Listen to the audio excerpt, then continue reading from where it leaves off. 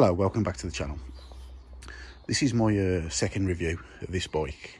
This is the 600 mile 1 month ownership update review. I did another video when I first bought it, but this is the, like I say, the 600 mile one. And I'm going to start off with the bad things. So number one, straight away, the rear shocks on this are absolutely terrible. I've got it set on the hardest setting. I'm not going to do it now because I've got my disc alarm on, but I can bottom this out with one hand. I can grab it, push it down, and it'll bottom out. Now, considering this bike is rated to carry 180 kilos, I don't think that's acceptable. I mean, I weigh 100 kilos, and that shock can't cope with my weight at all. When you go over a speed hump, as you come off the back of the speed hump, even if you're only doing like 10 mile an hour, it will bottom out, like bang. Like you say, I know you can go out and buy aftermarket shocks, but why should you when you've paid nearly £5,000 or over £5,000 for a bike? Honda have just made no effort at putting decent shocks on this at all. And I think as anybody who's got a Forza, I think, you know, especially one in the last 3 years, we should all send a complaint in, because that's just not acceptable. It's just not adequate for the bike at all. So that's the one bad thing. One of the other bad things is the steering's not central. When I'm riding, the steering's kind of off like that. If I put it straight like that, it veers off to the right. So if I come up to the lights and then put it straight like that and accelerate, I'll shoot off to the right. Again, yeah, I suppose it's something that can be sorted. But, I mean, I'm taking it tomorrow for its first service. So hopefully they'll sort that out.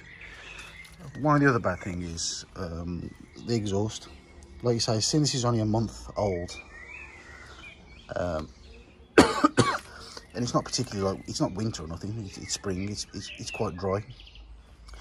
I mean, the camera probably won't pick it up very well, but it's starting to rust down there already, which,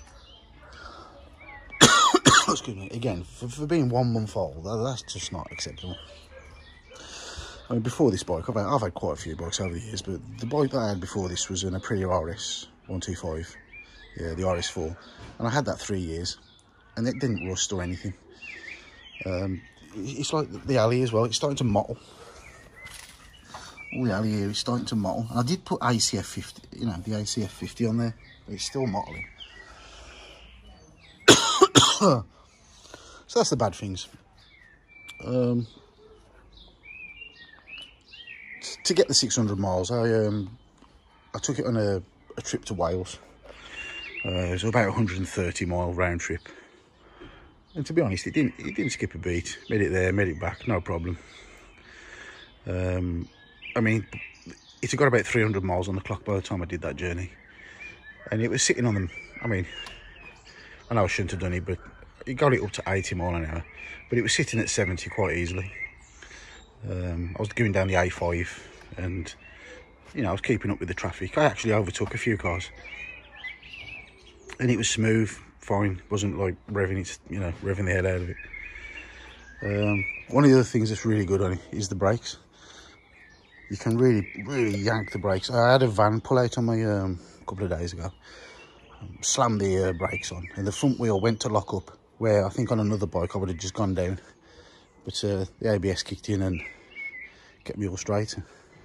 Luckily I didn't hit the van. The mirrors, I mean, I'm quite a wide kind of fella, but the mirrors are pretty much useless. You have to like tuck your arms in, or like bob your head to the side like that to see them. Yeah, all you see really is your shoulders and your elbows. Another bad thing as well is this. It seems to be fading already. I mean, that shouldn't, I mean, you know, like again, a month old and it's fading. Because the reason I bought this bike, being a Honda, I thought, you know, Honda reliability, Honda, they're supposed to be quite robust and, you know, Yeah, I don't know with this. It seems like it's built on a bit of a budget. It seems quite cheaply made, especially for how much they cost. You know, it's probably one of the most expensive 125 scooters. You know, definitely. It's probably one of the most expensive 125s. I mean, their CB 125 is only £4,500. Well, these ones, I paid £5,099 for this. That's a lot of money.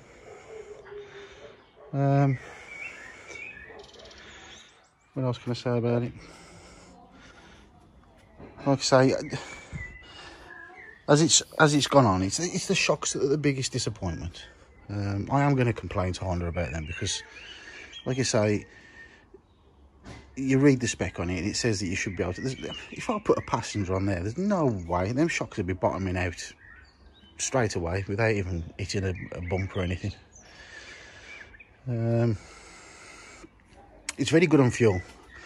I haven't got my keys on me at the moment, but I'm averaging about 120 miles to the gallon, and that's doing a lot of town riding. I do use the start-stop technology as well. It's quite good. As soon as you open the throttle, it just takes off again. I think that's about it for this 600 mile review. I'll do another one once I've had the first service actually done, which is like tomorrow. I'll give it another like couple of weeks and I'll see whether things improve. But and I'll see whether they actually sort out them at the first service, whether they do sort out these handlebars not being straight. I am going to complain about the shock, and we'll see how we get on from there. Anyway, thanks for watching. Until next time, bye.